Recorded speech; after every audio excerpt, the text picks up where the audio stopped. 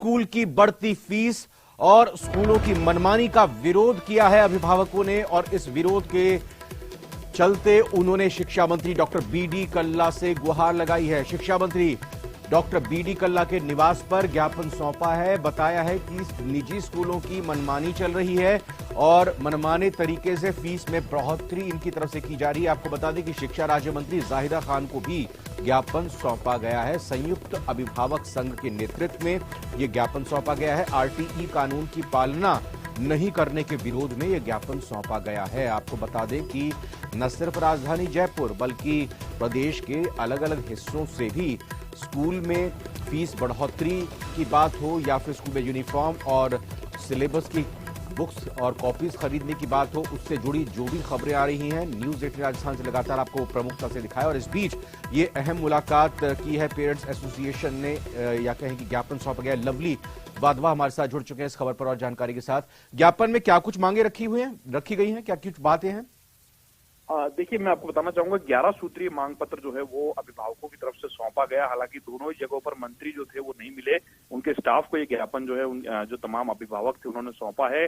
कल भी शिक्षा संकुल के अंदर काफी देर तक इन लोगों ने हंगामा किया और परेशान होकर के आज मंत्रियों के दरवाजे पर पहुंचे थे, लेकिन मंत्री नहीं मिले। इन 11 सूत्री प्रमुख मांगों में आरटीई कानून जो है, राइट टू एजुकेशन जो कानून बनाया गया राजस्थान की सरकार के द्वारा, उसमें प्री प्राइमरी कक्षाओं के अंदर जो एडमिशन प्रोसेस नहीं हो पा रहा है सरकार के आदेशों के बाद भी, उसको लेकर के निजी स्कूलों की मनमानी को लेकर के, इसके बावजूद जो 2023-24 के अंदर जो निजी विद्यालयों में एडमिशन की प्रक्रिया को बीच में ही रोक दिया गया है वो आरटीई से जुड़े हुए, उसको लेकर के जो शिकायत है वो रखी गई है। साथ साथ में फीस जमा कराने को लेकर के जो दबाव बनाया जा रहा है पेरेंट्स के ऊपर, आरटीई कानून की पालना नहीं कराई जा रही है। और इसके अलावा जो साथ साथ में हाईकोर्ट के द्वारा जो डायरेक्शंस दिए गए फीस एक्ट की पालना के लिए, वो पालना नहीं हो पा रही है। मनमाने तरीके से फीस की बढ़ोतरी जो है वो राजधानी के निजी स्कूल।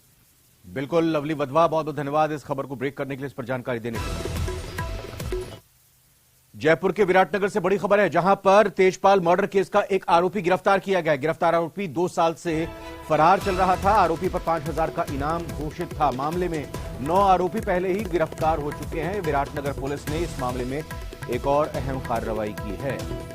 जयपुर के विराटनगर से खबर है जहां तेजपाल मर्डर केस के एक और आरोपी को पुलिस ने गिरफ्तार किया। 2 साल से फरार चल रहा था यह आरोपी और अब जाकर पुलिस ने गिरफ्तार किया है। 5,000 का इनाम भी घोषित किया गया था इस आरोपी पर। 9 आरोपी हालांकि पहले ही गिरफ्तार किए गए। बड़ी खबर जोधपुर से है जहां पर बाड़मेर रेप और फिर हत्या के मामले में अपडेट आया है। परिजनों का मोर्चरी के बाहर धरना अभी भी जारी है। प्रशासन अब तक सहमति नहीं बना पाया है। 1 करोड़ मुआवजे और साथ ही साथ सरकारी नौकरी की परिवार वालों की तरफ से मांग रखी गई है। पुलिस अफसरों को निलंबित करने की मांग रखी गई है। तो इन महत्वपूर्ण मांगों को लेकर मोर्चरी के बाहर पीड़िता के या कहें कि मृतका के परिजन वहां पर लगातार धरने पे बैठे हुए हैं और उनकी मांग है कि न सिर्फ मुआवजा 1 करोड़ रुपए का दिया जाए, मृतका के परिजन में से किसी को नौकरी सरकारी दी जाए और साथ ही साथ जो पुलिस है उसकी कार्यशैली पर सवाल उठाते उन्होंने कहा है कि पुलिस वालों को निलंबित किया जाना चाहिए जिन्होंने इस मामले को सही से हैंडल नहीं किया। आपको बता दें कि बाड़मेर जिले के बालोतरा में रेप के बाद थिनर डालने से एक महिला को झुलसने के बाद जोधपुर के महात्मा गांधी हॉस्पिटल में भर्ती किया गया इलाज के दौरान, लेकिन कल देर रात उनकी मौत हो गई। जोधपुर में महात्मा गांधी हॉस्पिटल की मोर्चरी के बाहर परिजन और समाज के लोग धरना दे रहे हैं। परिवार वालों ने मांग नहीं मानने तक शव को उठाने से इनकार कर दिया है। परिजन 1 करोड़ रुपए की मुआवजा राशि देने की मांग पर अड़े हुए हैं। इसके अलावा 15 पुलिस अधिकारियों को निलंबित करने की भी मांग कर रहे हैं जिन्होंने समय रहते कार्रवाई नहीं की थी। इस मांग के अलावा परिजन एक सदस्य को सरकारी नौकरी देने और पीड़ित परिवार को सरकारी योजनाओं की सुविधा देने की भी मांग प्रशासन से कर रहे हैं। तो बड़ी खबर जोधपुर से आपको बता रहे हैं। इस वक्त जो बाड़मेर में रेप और फिर उसके बाद हत्या का मामला सामने आया था उससे जुड़ी बड़ी खबर है। रंजन दवे से बात करते हैं। रंजन, अभी तक क्या कोई पुलिस या प्रशासन की तरफ से पीड़ित के परिजन से, मृतका के परिजनों से मुलाकात की है? अगर की है तो क्या बात हुई है? देखिए, जिस तरीके का घटनाक्रम बीती रात से जारी है और जब से जोधपुर उपचार के लिए रेफर की गई थी पीड़िता और उसके बाद में देर रात उसकी मौत हो गई और उसके बाद से ये पूरा घटनाक्रम लगातार जारी है। इसके बाद में सवेरे इस पूरे घटना को लेकर के समाज के लोग जो हैं वो यहाँ एकत्रित हुए थे और शव उठाने से इनकार किया गया था और उसको लेकर के कहीं न कहीं गतिरोध की स्थिति सामने आई थी। इस स्थिति से निपटने के लिए पुलिस प्रशासन बाड़मेर से जो घटनाक्रम हुआ था उसके आधार पर यहाँ जो पचपदरा के थानाधिकारी थे वे भी यहाँ मौजूद थे और लगातार इस बात के प्रयास किए जा रहे थे कि गतिरोध टूटे। पचपदरा विधायक मदन प्रजापति भी यहाँ पहुंचे थे, उन्होंने भी बातचीत की। उसके पहले कैलाश चौधरी जो बाड़मेर जैसलमेर से सांसद है वे यहाँ पहुंचे थे, केंद्रीय मंत्री, उन्होंने भी प्रयास किया, बातचीत की, मुआवजा और दोषियों के खिलाफ कार्रवाई की जो बात कही थी। लेकिन उसके बाद भी गतिरोध जो है लगातार जारी है, जो मांग है वो अडिग है। और ताजा अपडेट अगर जोधपुर के हिसाब से अगर बताऊं तो यहाँ से अभी भी मोर्चरी में शव रखा गया है। अच्छा। और उसके अलावा जो समाज से जुड़े लोग हैं वो इस आंदोलन को बाड़मेर से जारी रखने की बात कर रहे हैं। और यहाँ 5 से 7 लोगों के अलावा जो अन्य जितना भी जनसमूह समाज विशेष के लोग थे वे सभी बाड़मेर की ओर गए हैं, जिसके कारण अब आगे की रणनीति वहां से तय होना बताया गया है। लेकिन अभी तक जो जानकारी मिली है शव नहीं लिया है अभी तक। ठीक है रंजन, बहुत बहुत धन्यवाद आपका फिलहाल इस जानकारी के लिए। तो इसी खबर में एक और अपडेट आपको बता दें कि बाड़मेर में दलित महिला से रेप के बाद जिंदा जलाने के मामले ने तूल पकड़ लिया है। जोधपुर में एमजीएच में मोर्चरी के बाहर परिजन धरने पर बैठे हैं। अपडेट अपने सहयोगी से हमने ली, वहां पर पचपदरा विधायक मदन प्रजापत पहुंचे, परिवार वालों को समझाने की कोशिश की। इस दौरान उन्होंने मामले में राजनीति का आरोप लगाया। साथ ही उन्होंने कहा कि कुछ लोग पीड़ित परिवार को भड़काने का काम कर रहे हैं। स्थानीय गांव के सरपंच जो घटना सोडो की ढाणी वागुंडी में हुई है, तो स्थानीय सरपंच है, मौजूद समाज के लोग हैं, इनके समाज के सूत्राराम जी देशबंधु जो सांसी समाज के नेता है, हम सब ने काफी प्रयास किया कि भाई आपकी मांग जो आपका आरोप है, हम चाहते हैं कि गरीब दलित परिवार को मदद मिले और उनकी जो बाजी मांगे हमने कहा आपके लिए हम परिवार के साथ खड़े हैं और 25 लाख रुपया आपकी मदद दिलाएंगे। और जो आरोपी आपने आरोप लगाया, आरोपी को तत्काल कल ही हमने गिरफ्तार कर लिया, वो थाने में कस्टडी में है। बालोतरा की घटना को लेकर बीजेपी ने कांग्रेस सरकार पर निशाना साधा है। बीजेपी नेताओं ने कहा है कि इस प्रकार की घटनाओं से बच्चियों महिलाओं में डर का वातावरण है।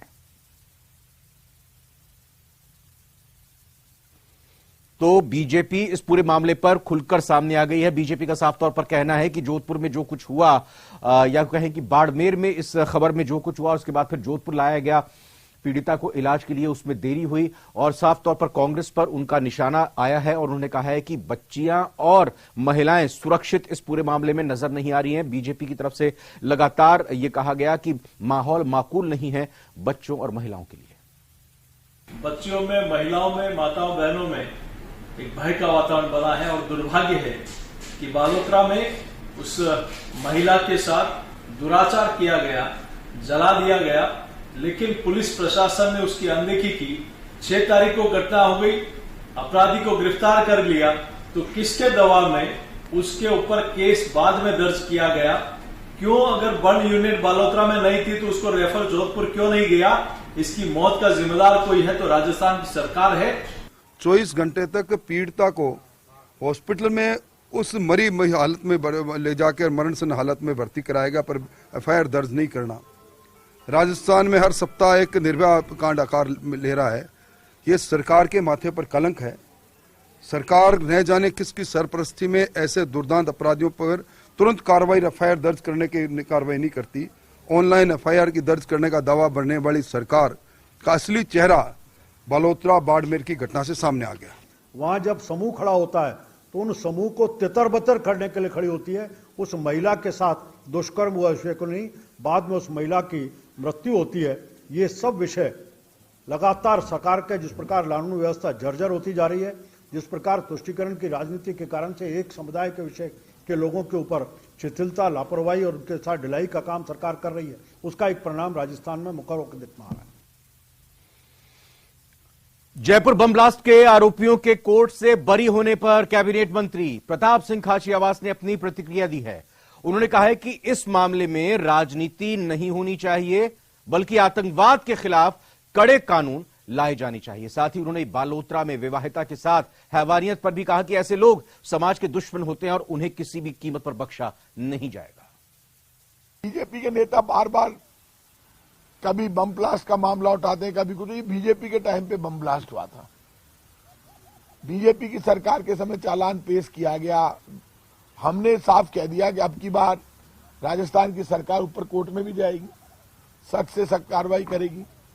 और अब वक्त आ गया जब बीजेपी कांग्रेस से ऊपर उठकर आतंकवादी घटनाओं के लिए लोकसभा में भी हमें बिल लाना पड़ेगा कि कुछ भी हो जाए, ट्रायल क्या करेगी, जब ऐसे लोगों के लिए फांसी का प्रावधान हो जाएगा तो फांसी पे चढ़ाना ही पड़ेगा।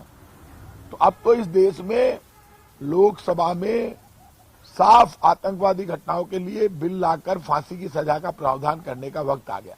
उस परिवार के साथ क्या बीतती वो परिवार जानता है, क्योंकि इस तरह की घटना किसी भी समाज में स्वीकार योग्य नहीं है, कोई भी व्यक्ति स्वीकार नहीं कर सकता। इस तरह की घटना को कहीं पर भी पूरे मानव समाज में कोई भी स्वीकार नहीं करता है। ऐसे लोगों को तो जल्दी से जल्दी फांसी पर चढ़ाया जाए, सख्त से सख्त सजा दी जाए, वो हर सरकार की, कोर्ट की, हमारी सबकी जिम्मेदारी। और ऐसे लोग बच नहीं सकते हैं, क्योंकि एक पड़ोसी इस तरह की हरकत कर दे, इससे बड़ा पाप कुछ नहीं हो सकता। ये बहुत बड़ा पाप है, इस तरह का पाप बर्दाश्त के योग्य नहीं है। अलवर के बानसूर में पिछले 20 दिनों से चल रहे धरने को उद्योग मंत्री शकुंतला रावत ने आज समाप्त करवा दिया। मंत्री शकुंतला रावत अपने 1 दिवसीय दौरे को लेकर बानसूर पहुंची, जहां पार्षदों से मुलाकात करके धरना प्रदर्शन को समाप्त करवाया गया। और इस दौरान पार्षदों ने बानसूर नगर पालिका में हो रहे भ्रष्टाचार की शिकायत उद्योग मंत्री शकुंतला रावत से की। धरना स्थल पर बैठे पार्षदों ने बताया कि बानसूर नगर पालिका अधिशासी अधिकारी सुबेर सिंह मीणा समय पर नगर पालिका में नहीं आते थे और उनकी उपस्थिति लगा दी जाती है। उद्योग मंत्री शकुंतला रावत ने जांच कराने का आश्वासन भी दिया है। आलोचना समालोचना होती रहती है, कोई बड़ी बात नहीं है। तो जो कोई उनकी नजर में जो सही है तो वो उन्होंने हमारी नजर में ला दिया कि ऐसा नहीं, ऐसा होना चाहिए मैडम। ठीक है, हमने उनसे बातचीत कर ली और एक मीटिंग करके सबके सामने सारी बात क्लियर कर लेंगे, सारे पार्षदों के सामने। कोई ऐसी कोई बड़ा मुद्दा नहीं, कोई बड़ी शिकायत नहीं है।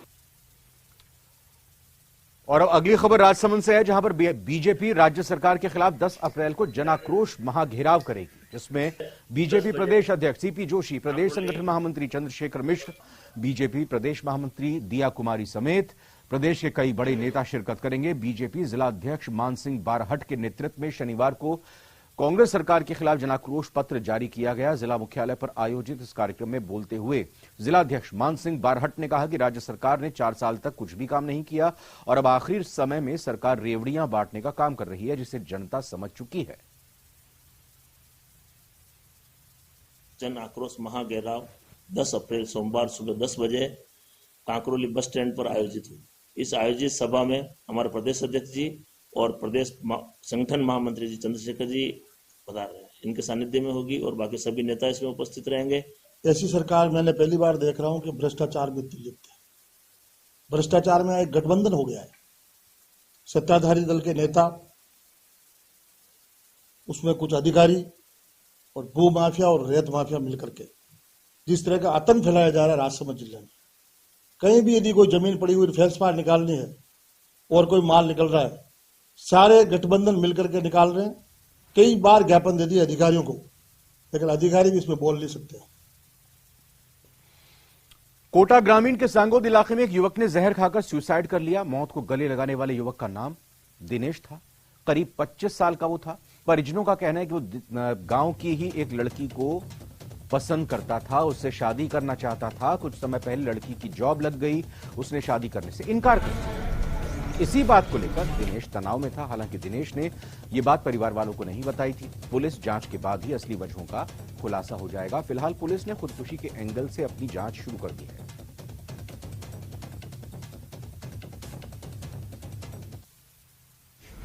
3 मित्र का काम करता है सांगोद, लेकिन ये पता नहीं, ये मोबाइल में कुछ मैसेज मिले, शादी वादी के चक्कर में बोलता था उससे मैं उससे करूँगा शादी।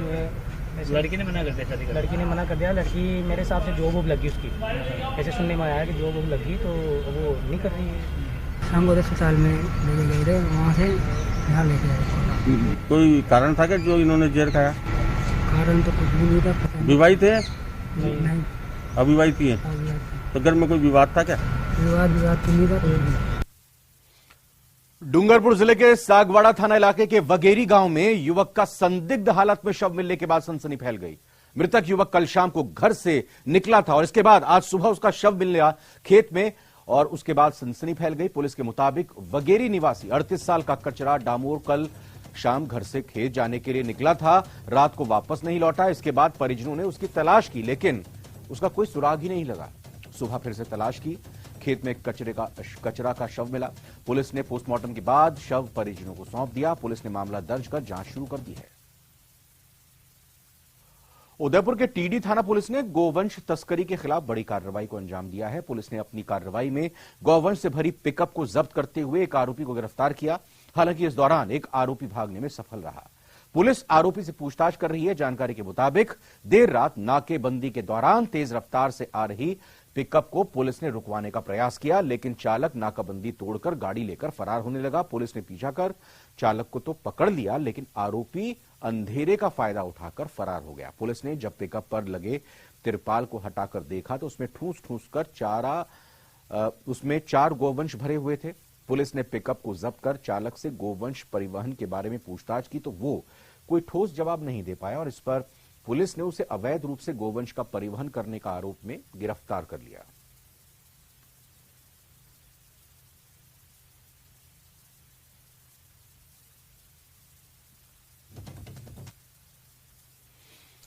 झालावाड़ के घाटोली थाना क्षेत्र के ढाबा गांव में 3 दिनों पहले रास्ते का विवाद हुआ जिसमें युवक की हत्या के मामले का पुलिस ने खुलासा किया है। हत्या के आरोपी भाई और भतीजे को गिरफ्तार करने में सफलता पाई है। घाटोली थाना पुलिस के मुताबिक क्षेत्र के ढाबा गांव इलाके में रास्ते के विवाद में युवक गुलाबचंद की उसके भाई और भतीजे ने हत्या कर दी थी और मौके से फरार हो गए थे।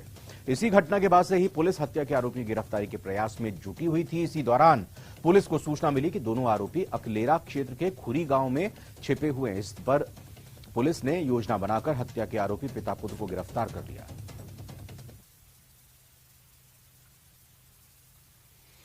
चूरू के सरदार शहर में पुलिस और बदमाशों के खिलाफ पुलिस की तरफ से विशेष अभियान चलाया गया। शहर में घूम रहे वांछित अपराधियों पर शिकंजा कसा गया।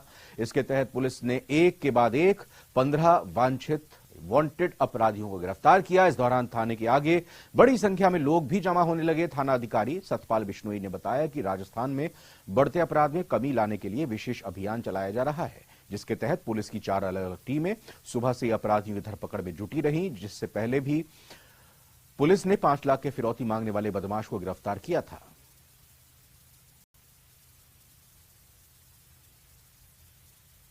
अभियान का उद्देश्य है कि जो वांछित अपराधी है उनको पकड़कर उनके खिलाफ कार्रवाई की जाए। सर ये अरशद के सहयोगी है और पूर्व में चालानशुदा भी है। अलवर में खेड़ली के सौखरी गांव में शेर सिंह की हत्या के मामले में आरोपियों की जल्द गिरफ्तारी की मांग को लेकर ग्रामीणों ने एसपी ऑफिस पहुंचकर ज्ञापन सौंपा। ग्रामीणों ने किसी उच्च अधिकारी से मामले की निष्पक्ष जांच की मांग की। मृतक के परिजनों ने 3 लोगों पर साजिश के तहत हत्या करने का आरोप लगाया है। परिजनों ने आरोपियों पर जान से मारने की धमकी देने का भी आरोप लगाया है। एसपी से इंसाफ की मांग की है।